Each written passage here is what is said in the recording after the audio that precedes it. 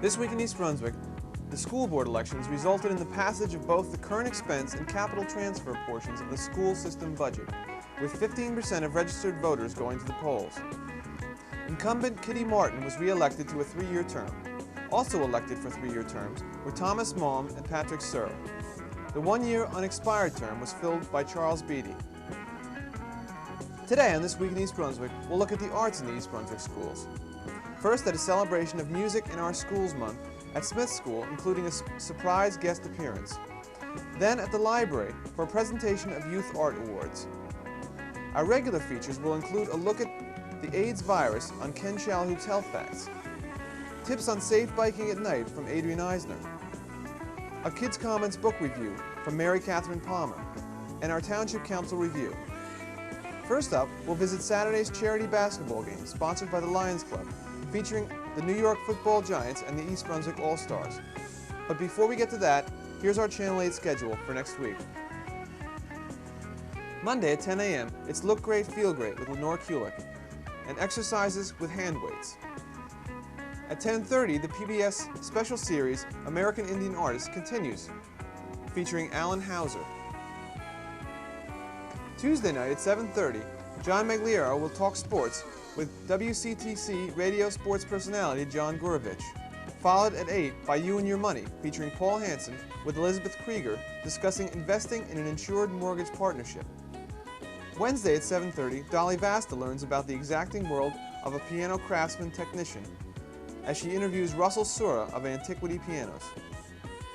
And we'll be back next Thursday at 7 and 8 with more local news on This Week in East Brunswick.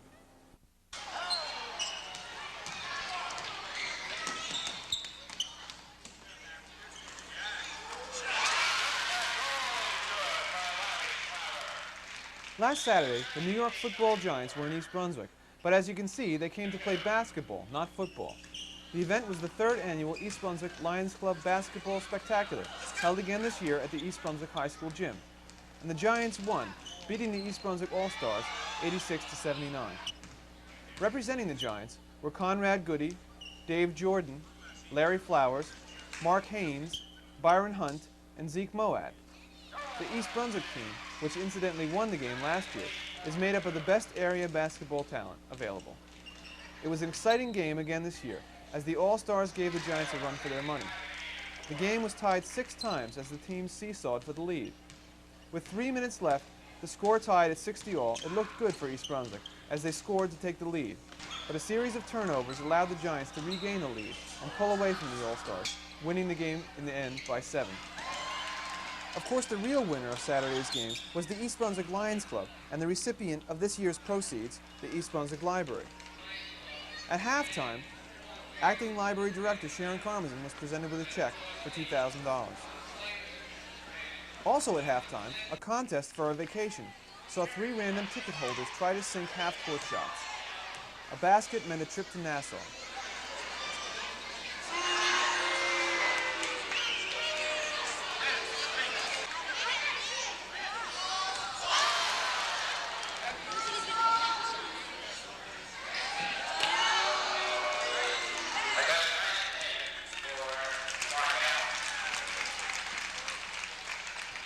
Oh well, better luck next year. And speaking of next year, Lions representative Tom Field says that the 4th annual Basketball Spectacular is already being planned. He hopes to fill the gym next year because, as he says, the cause is a good one. Look to see other Lions Club events this year, including White Cane Day and soccer at the county fair, plus their annual nursing scholarship and high school citizenship awards. Now here's Ken Shalhoub with today's Health Facts. The Great AIDS Race. I'm going to do 3 shows. This is the first one, and we're going to be talking about what's going on in AIDS silently, because it's not really in the news that much anymore, but there's a lot of research going on, and there's some very interesting things happening, and I think that we've got a test in sight, and they're talking even about a cure down the road. Let's start off with saying that they've discovered the cause. They call it the HTLV Roman numeral 3 virus. It's related to a number of other viruses that cause some fairly serious conditions in people and in other animals. They're called retroviruses, okay? Now, there are 5 companies that have developed a test to determine if you have the antibody to this virus in your blood. Now, by law, 100% of all blood from donors and blood products must be tested by, I believe it's supposed to start within a couple of months. Now, this will not stop AIDS, since only 2% of the AIDS cases so far have been caused by transfusions, but it'll be a comfort for hemophiliacs who have to deal with pooled blood from a number of donors and have to take that components from that blood to help them to stop bleeding. So it's not going to cure AIDS, but it's a way of identifying if the blood that's coming from donors has the antibody to AIDS. Next week, we're going to talk about how the test for this antibody works. Thanks for watching. See you next week.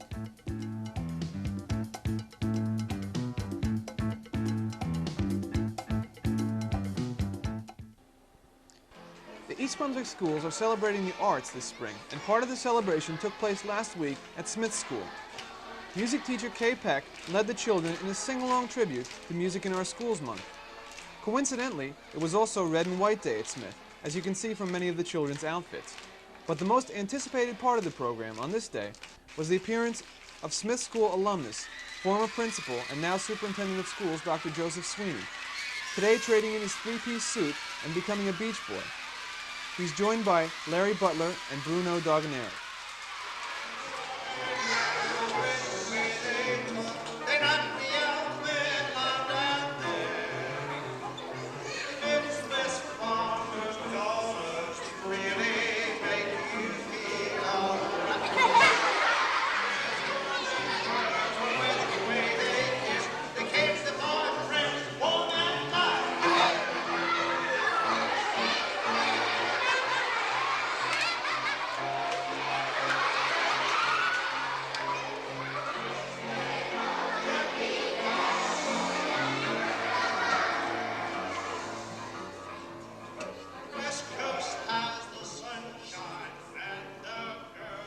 Actually, Dr. Sweeney's appearance at Smith's yearly music celebration has become a tradition.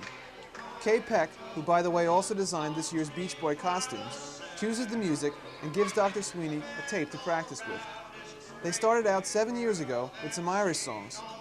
Last year, a tuxedoed Dr. Sweeney sang Puttin' on the Ritz, and the tradition will continue to the delight of the kids.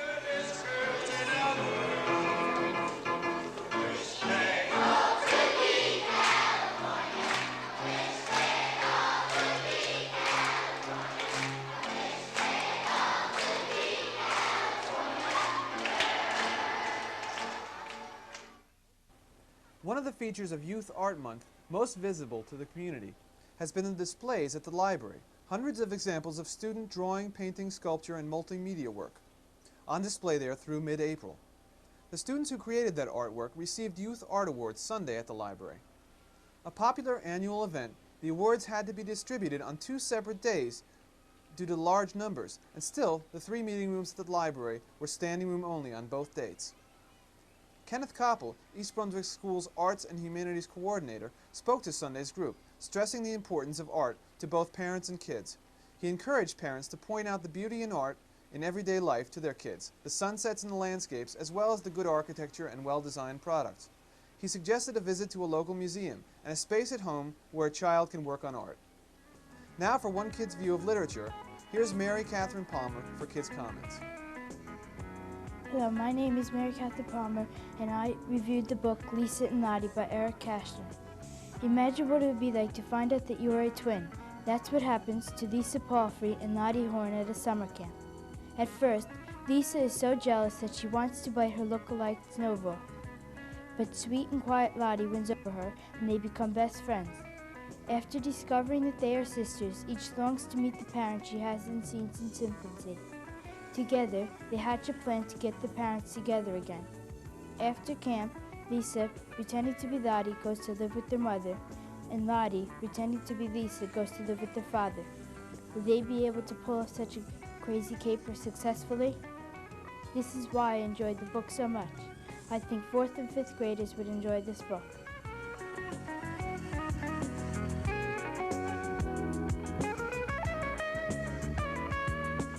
Hello, and welcome to Consumer Aware. I'm Adrienne Eisner of the East Brunswick Consumer Affairs Office.